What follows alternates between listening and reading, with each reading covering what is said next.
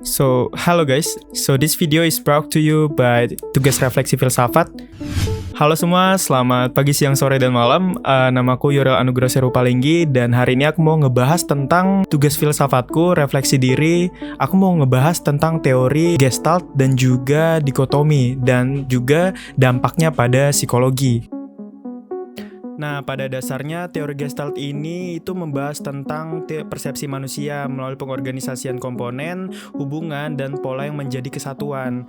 Jadi, pada dasarnya teori Gestalt ini digunakan awalnya sebagai kritik kepada Wundt.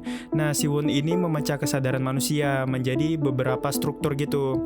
Nah, ini tuh bisa dimiripin dengan contoh pohon itu terdiri dari akar, batang, daun, dan sebagainya. Nah, itu mirip dengan Wundt yang berupaya untuk memahami kesadaran manusia yang memiliki struktur-struktur tersendiri gitu.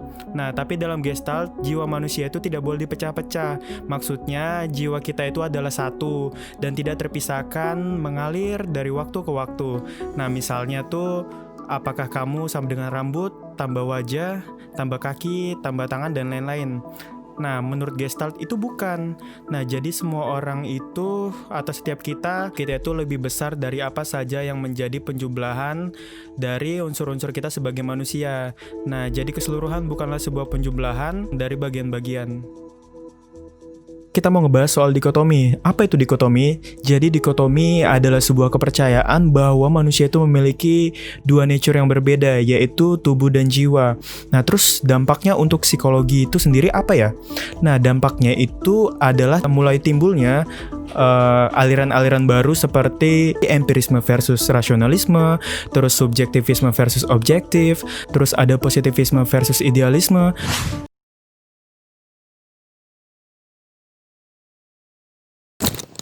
Nah, baik. Selamat datang di forum ini. Saya Anugrah. Kenalkan, saya yang akan memimpin forum pada hari ini. Forum filsafat. Boleh perkenalkan dirinya? Halo, nama saya Yurel Anugrah Serupalinggi. Saya mantan pegawai swasta gitu di suatu perusahaan. Saya bekerja sebagai editor, tapi sekarang saya sudah resign. Lebih tepatnya dipecat sih.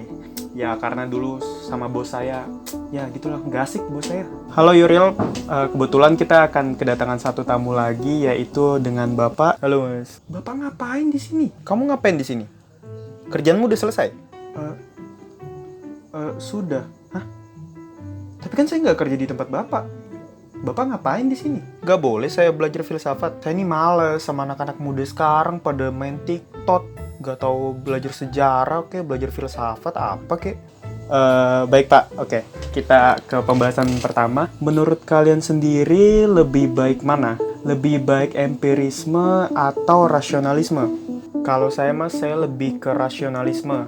Jadi rasionalisme itu kan dari kata rasio, yang artinya berpikir. Nah, jadi otomatis kita nggak akan dapat ilmu kalau kita nggak berpikir, gitu Mas. Kalau menurut saya sih empirisme. Nah, jadi menurut saya itu empirisme itu lebih mengutamakan pengalaman. Jadi kalau kita mau mengetahui suatu ilmu pengetahuan, kita tuh harus berdasarkan pengalaman yang kita dapat, Pak. Gitu. Nah, yang kedua nih, menurut kalian lebih baik objektivisme atau subjektivisme?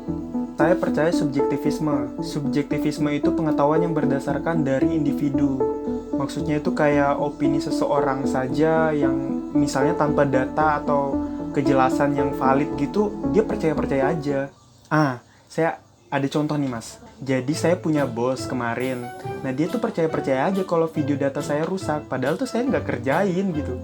Cuman bos saya tuh langsung percaya tanpa ngelihat sebenarnya ya saya tuh belum ngerjain aja. Tapi bos saya ya terburu marah-marah, ya udah saya langsung dipecat. Mas, kalau saya lebih ke objektivisme. Jadi contohnya gini, saya habis mecat anak buah saya. Saya lihat dengan mata kepala saya sendiri, anak itu bukannya kerja, malah main TikTok. Pada waktu jam kerja, bukannya kerja malah joget-joget gak jelas gitu. Tapi Pak, Bapak gak ngerti perasaan saya. Bapak tuh cuma gaji saya pakai samyang. Ya kali samyang bikin kenyang. Oke, baik.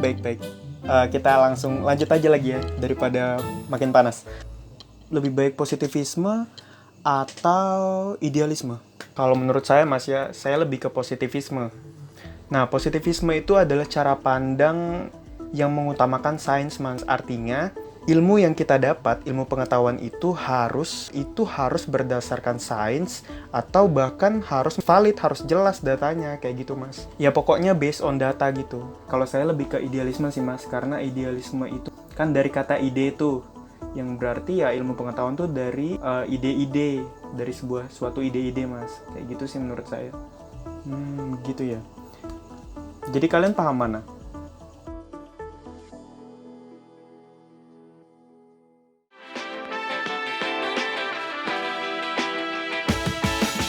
Nah, jadi refleksi yang saya dapatkan adalah semua pandangan, semua pendapat itu adalah tergantung dari persepsi kalian.